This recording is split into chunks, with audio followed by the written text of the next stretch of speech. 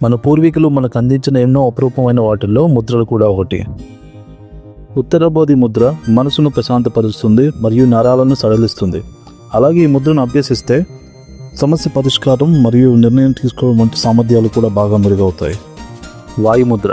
ఈ ముద్ర డైజెస్టివ్ సిస్టమ్ని ఇంప్రూవ్ చేస్తుంది, మనసును ప్రశాంతపరుస్తుంది, అలాగే ఏకాగ్రతను పెంచటం, కీళ్ళ నొప్పులు ఉన్నవారికి కూడా కీళ్ళ నొప్పులు తగ్గడానికి కొంతవరకు హెల్ప్ చేస్తుంది. ఇప్పుడు సూర్యముద్ర.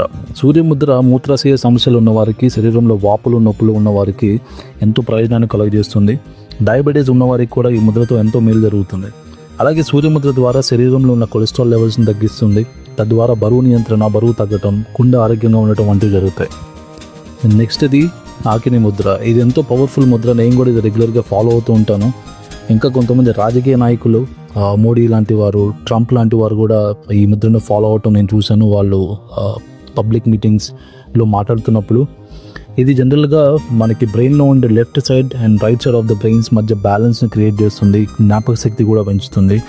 ఏకాగ్రత మరియు ఒత్తిడులను తగ్గిస్తుంది. ఆందోళన, నిరాశను తగ్గించడంలో కూడా ఇది చాలా హెల్ప్ అవుతుంది.